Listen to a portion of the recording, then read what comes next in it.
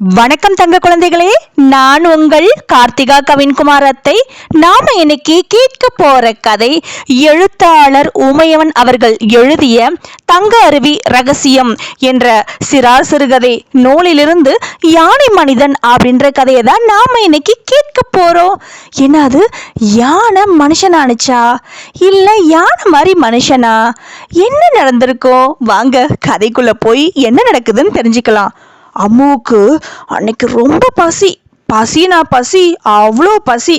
ஆச்சி உணவு தயார் பண்ணிட்டு அவளை கூப்பிட்டாங்க. ஆனாலும் அம்மு சாப்பிடவே போகல. ஏன்னா அவ இரவு சாப்பிட்றதுக்கு முன்னாடி கதை கேட்கறது வழக்கம். கதை சொன்னா மட்டும்தான் சாப்பிடுவா, அது வரைக்கும் சாப்பிடவே மாட்டா. கதைனா அம்முவுக்கு உங்களை மாதிரியே அவ்வளோ பிடிக்கும். சீக்கிரம் கதை சொல்லுங்க ஆச்சி, எனக்கு பசிக்குது, சீக்கிரம் சொல்லுங்க அப்படின்னு கேட்டுக்கிட்டே இருந்தா அம்மு. கொஞ்சம் பொறுமையா இரு அம்மு, நான் யோசிக்க வேண்டாமா அப்படின்னாங்க ஆச்சி தான் தினமும் அம்முவுக்கு கதை சொல்லுவாங்க. அன்னைக்கு என்ன கதை சொல்லலான்னு ஆச்சி யோசிச்சுட்டே இருக்கும் பொழுது டக்குன்னு ஒரு கதை ஞாபகம் வந்தது. அம்மு இங்க வா, கதை ரெடி அப்படின்னாங்க ஆச்சி. என்ன கதை அப்படின்னா அம்மு. அது யானை கதை, அதுவும் குட்டி யானை கதை அப்படின்னாங்க ஆச்சி. ஹை, குட்டி யானை கதையா? சூப்பர், சீக்கிரமா சொல்லுங்க ஆச்சி, சீக்கிரமா சொல்லுங்க அப்படின்னு ஆச்சி கூட ரொம்ப நெருக்கமா உட்காந்துக்கிட்டா அம்மு. ஆச்சி கதை சொல்ல ஆரம்பிச்சதும் கதைக்குள்ள அப்படியே மூழ்க தொடங்கிட்டா.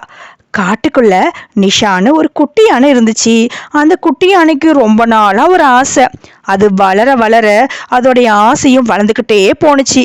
ஆனாலும் இன்னும் அந்த ஆசை நிறைவேறவே இல்லை. அதோட ஆசையை யார்கிட்ட சொல்லி அதை அடையலாம், அதுக்கோட வழி என்னவா இருக்கும் அப்படின்னு யோசிச்சது குட்டி யானை. அது தன்னுடைய நண்பனான முயல்கிட்ட போணுச்சு. முயலும் குட்டி யானையும் ரொம்ப நெருங்கிய நண்பர்கள். குட்டியான மேலே ஏறி முயல் விளையாடும். அதோட தும்பிக்கையில் தொங்கி விளையாடுறதுன்னா முயலுக்கு ரொம்ப பிடிக்கும். முயலை தேடி புல்வெளி இருக்கிற இடத்துக்கு குட்டியான போணுச்சு. முயல் நண்பா நீ எங்க இருக்க அப்படின்னு கத்துனுச்சு குட்டியானுடைய சத்தம் கேட்டதும், இதோ வந்துட்டேன் நண்பா அப்படின்னு புதருக்குள்ள இருந்து குட்டியானை நோக்கி ஓடி வந்தது முயல். சொல்லு நண்பா, என்ன விஷயம் அப்படின்னு அந்த முயல் அந்த குட்டி யானைக்கிட்ட கேட்டுச்சு. ஒண்ணுமில்லை நண்பா, எனக்கு ரொம்ப நாளா ஒரு ஆசை, அதை எப்படி அடையலான்னு அதுக்குள்ள வழிய நீ தான் எனக்கு சொல்லணும் அப்படின்னுச்சு குட்டி யானை. என்னது, நான் வழி சொல்லணுமா? எனக்கு புல்வெளிக்கு போக தான் வழி தெரியும், நீ விண்வெளிக்கெல்லாம் போக வழி கேட்டா எனக்கு எப்படி தெரியும் அப்படின்னு சிரிச்சுக்கிட்டே சொன்னது முயல்.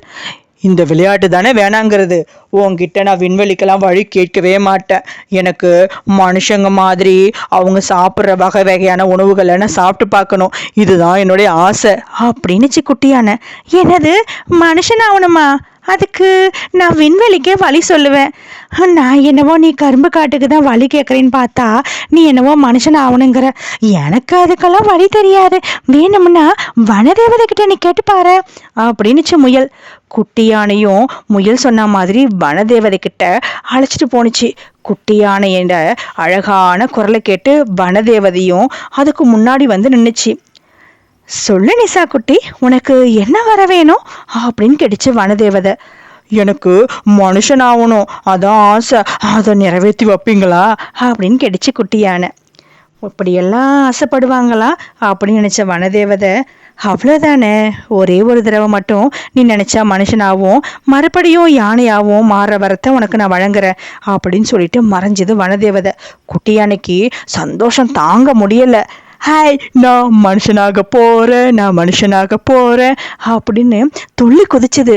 மறுநாள் காலையில் எந்திரிச்ச உடனேயே வனதேவதை சொன்ன மாதிரி மனுஷனாகணும்னு நினச்சிது.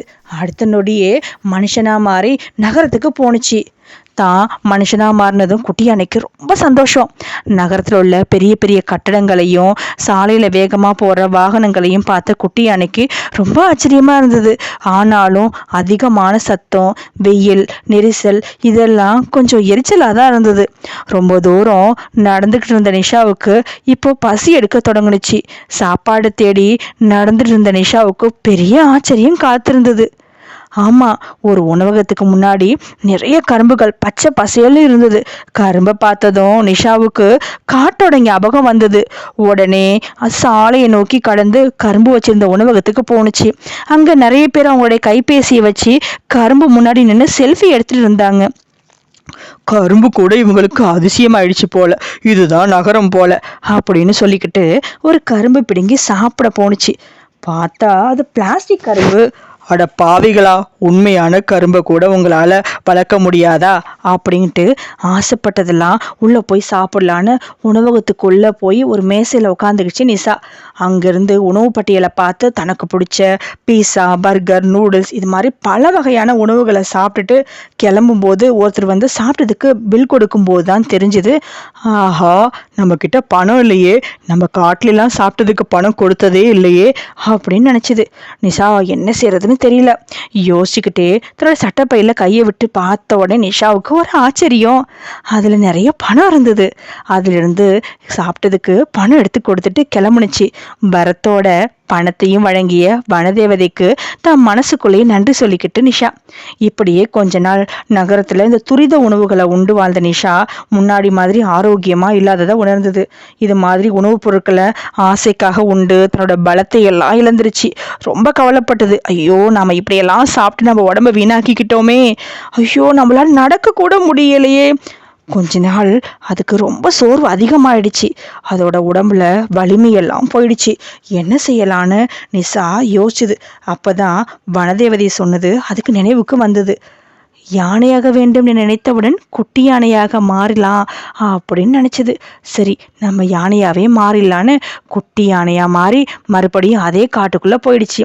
இப்போ தான் குட்டி யானைக்கு காட்டோட அருமையும் இயற்கையாக கிடைக்கிற உணவோட நன்மை பற்றியும் புரிஞ்சுது. நீ இனிமேல் யானையாகவே இருந்துடுற, இனிமேல் நகரத்துக்கு போகவே கூடாது, அந்த மாதிரி உணவுகளை நம்ம சாப்பிட்ருக்கவே கூடாது, நம்ம இப்படியே இருந்திருக்கலாம் அப்படின்னு நினச்சிக்கிட்டு மறுபடியும் முயலோட விளையாட போணுச்சு. இந்த கதையை கேட்டுட்டு இருந்த அம்முவுக்கு இப்போ பசியே போயிடுச்சு.